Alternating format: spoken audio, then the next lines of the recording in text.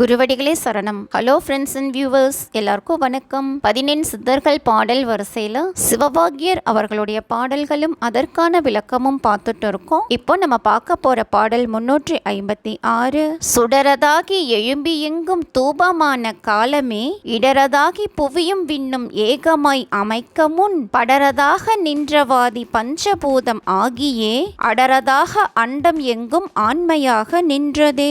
இதுதாங்க அந்த பாடல். சுடர் அப்படின்னா ஒளி, புவி அப்படின்னா மண்ணுலகம். சோ இந்த பாட்டோட பொருள் என்ன அப்படின்னா, பல காலமாக நீதியாக ஒளி மிகுந்த சுடராக அனைத்திலும் பொருந்தி இயங்குவது தூய சோதியே. அச்சோதியில் இருந்த நெருப்பு கோலத்தில் இருந்தே இந்த பூமியும் விண்ணுலகமும் உண்டாகி அதுவே ஏகமான மெய்ப்பொருளாகி நமக்குள் அமைந்திருந்தது. அது ஆதியாகி அனைத்திலும் படர்ந்து விரிந்து ஐம்பெரும் பூதங்கள் உண்டாயிற்று. அதுவே அகாரமான சூரியனில் இருந்து அண்டத்திலும் பிண்டத்திலும் ஆண்மையாகி சிவமாக நின்றது அப்படின்னு சொல்லியிருக்காரு. இதுதாங்க இந்த பாட்டோட பொருள். அடுத்தது பாடல் 357. நின்றிருந்த சோதியை நிலத்தில் உள்ள மானிடர் கண்டறிந்து கண்குளிர்ந்து காதலுற்று உலாவுவோர் கண்டமுற்ற மேன்முனையின் காட்சி தன்னை காணுவார் நன்றியற்ற நரலை பொங்கி நாதமும் மகிழ்ந்திடும். இதுதாங்க இந்த பாடல். கண்டமுற்ற மேல்முனை அப்படின்னா கபால உச்சி.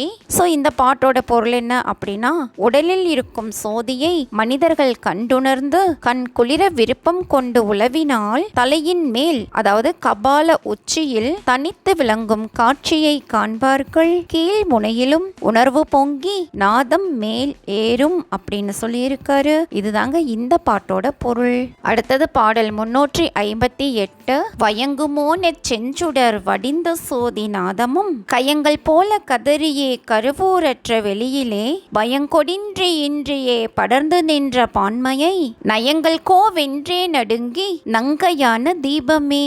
இதுதாங்க அந்த பாடல். கயங்கள் அப்படின்னா யானைகள், பயங்கொடின்றி அப்படின்னா பிளவுபடாமல், தீபம் அப்படின்னா சுடர். சோ இந்த பாட்டோட பொருள் என்ன அப்படின்னா, மௌனத்தில் விளைந்த செஞ்சுடரிலிருந்து பிரியும் நாதமும் யானைகள் பிளிருவது போல் முழங்கி கருவில் தோன்றிய உடம்பிற்கு மேல் அப்படி தோன்றாத வான வெளியில் பிளவுபடாமல் படர்ந்துள்ளது ஆகும். அந்த தன்மையே பராசக்தியும் பரமசிவனும் ஒன்றி நிற்கும் தன்மை ஆகும் அப்படின்னு சொல்லியிருக்காரு. இதுதாங்க இந்த பாட்டோட பொருள். அடுத்தது பாடல் 359. தீப உச்சி முனையிலே திவாகரத்தின் சுழியிலே கோபமாறு கோவிலே கொதித்து நின்ற தீயிலே தாபமான மூலையில் சமைந்து நின்ற சூட்சமும் சாபமான மோட்சமும் தடிந்து நின்று இலங்குமே. இதுதாங்க இந்த பாடல். திவாகரன் அப்படின்னா சூரியன், மோட்சம் அப்படின்னா வீடு பேரு. சோ இந்த பாட்டோட பொருள் என்ன அப்படின்னா, தீபத்தின் உச்சி முனையிலே சூரியன் விளங்கும் அகாரத்தின் சுழியில் குண்டலினி சக்தியை 6 ஆதாரங்களையும் கடந்து கோயிலாக இருக்கும் இடத்தை அறிந்து கூ என்ற உகாரத்தால் ஊதி நம் தீயாக கொதித்து நின்ற தீயான சிகாரத்தில் சேர்வீர்களாக. கோபமும் காமமும் தீயாக கொதித்து நிற்கும் மூலையில் வாளையாக சமைந்து நின்ற சூட்சமத்தை அறிந்து அதிலேயே தவம் செய்வீராக. அதனால் சாபங்களையும் பாவங்களையும் ஒழித்து வீடு பேரு அது என்று உணர்ந்து தியானம் செய்வீராக. அவ்வாலையில்தான் ஆன்மா நின்று விளங்குகின்றது அப்படின்னு சொல்லியிருக்காரு. இதுதாங்க இந்த பாட்டோட பொருள். அடுத்தது பாடல் 360. தேசிகன் சுழன்றதே திரிமுனையின் வாளையில் வேசமோடு வாளையில் வியனிருந்த மூலையில் நேச சந்திரோதயம் நிறைந்திருந்த வாரமில் வீசி வீசி நின்றதே விரிந்து நின்ற மோனமே.